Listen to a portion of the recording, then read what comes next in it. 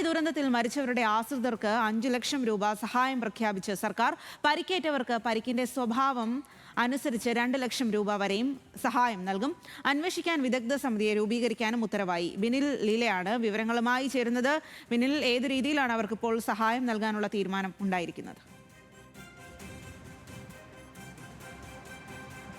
സ്വാതി, കഴിഞ്ഞ ബുധനാഴ്ച ചേർന്ന മന്ത്രിസഭാ യോഗത്തിൽ ഇതുമായി ബന്ധപ്പെട്ട തീരുമാനമെടുത്തിരുന്നു. അന്ന് തന്നെ ഈ മരിച്ചവരുടെ ആശ്രിതർക്ക് 5 ലക്ഷവും പരിക്കേറ്റവർക്ക് 2 ലക്ഷം രൂപയും നൽകാനാണ് തീരുമാനിച്ചത്. അത് സംബന്ധിച്ച ഉത്തരവാണ് ഇപ്പോൾ പുറത്ത് ഇറങ്ങിയിരിക്കുന്നത്. ഇതിൽ മുഖ്യമന്ത്രിയുടെ ദുരിതാശ്വാസ നിധിയിൽ നിന്നായിരിക്കും ഈ തുക നൽകുക. മറ്റൊന്ന്, ഈ ദുരന്തത്തിന്റെ അപകടത്തിന്റെ കാരണം അന്വേഷിക്കാൻ ഒരു വിദഗ്ധ സമിതിയെയും ഇപ്പോൾ നിയോഗിച്ചിട്ടുണ്ട്. 5 പേരാണ് ഈ സമിതിയിൽ ഉണ്ടായിരിക്കുക. സമിതി പ്രധാനമായും അന്വേഷിക്കുന്നത് ഈ ദുരന്തത്തിന്റെ എന്താണ് മണ്ണിടിയാൻ കാരണമെന്നാണ് പ്രധാനമായും അന്വേഷിക്കുക. അതിനോടൊപ്പം തന്നെ ഈ കരാറുകാരൻ വ്യവസ്ഥകൾ പാലിച്ചിട്ടുണ്ടോ എന്ന പരിശോധന നടത്തും.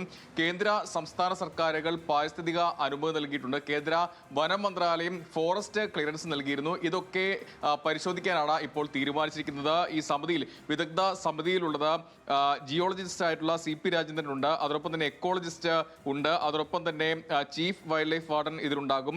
PWD സെക്രട്ടറിയും റവന്യൂ ആൻഡ് ഡിസാസ്റ്റർ മാനേജ്മെന്റ് സെക്രട്ടറിയും ഇതിൽ ഉണ്ടായിരിക്കും. അങ്ങനെ 5 അംഗ സമിതിയാണ് നിയോഗിച്ചിട്ടുള്ളത്. 1 മാസത്തിനകം അന്വേഷിച്ച് റിപ്പോർട്ട് നൽകാനാണ് നിർദ്ദേശിച്ചിട്ടുള്ളത്. ഏറ്റവും പ്രധാനപ്പെട്ട മറ്റൊരു കാര്യം, നിലവിൽ ഈ തുരങ്ക നിർമ്മാണം നിർത്തിവെക്കുന്നുവെന്നാണ് കഴിഞ്ഞ ദിവസം മുഖ്യമന്ത്രി വാർത്താ സമ്മേളനത്തിൽ പറഞ്ഞത്. ഈ ഉത്തരവിലും കൃത്യമായി അത് തന്നെ പറയുന്നുണ്ട്. നിലവിൽ ഈ റിപ്പോർട്ട് 5 അംഗ സമിതിയുടെ റിപ്പോർട്ട് ലഭിച്ച ശേഷം മാത്രമേ ഇക്കാര്യത്തിൽ തുരങ്ക നിർമ്മാണവുമായി മുന്നോട്ട് പോവുകയുള്ളൂ.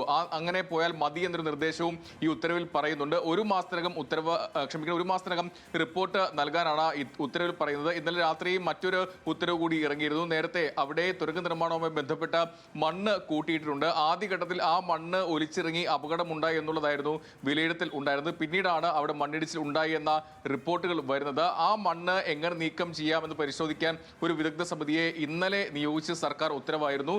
വയനാട് ജില്ലാ കളക്ടർ അതുമായി ബന്ധപ്പെട്ട് ഒരു സാങ്കേതിക സഹായം ആവശ്യപ്പെട്ടിരുന്നു. അതുമായി ബന്ധപ്പെട്ടാണ് സർക്കാർ ആലോചിച്ച് അത്തരത്തിൽ ഒരു വിദഗ്ധ സമിതിയെ ഇന്നലെ തീരുമാനിച്ച് ഉത്തരവായത്. എന്തായാലും ഇന്ന് തീരുമാനിച്ച വിദഗ്ധ സമിതിയുടെ റിപ്പോർട്ട് 1 മാസത്തിനകം ലഭിക്കണം. അതിനുശേഷം മാത്രമേ തുരങ്ക നിർമ്മാണവുമായി മുന്നോട്ട് പോകാൻ കഴിയുകയുള്ളൂ എന്നാണ് ഇപ്പോൾ സർക്കാർ അറിയിക്കുന്നത്. ശരി വിനിൽ.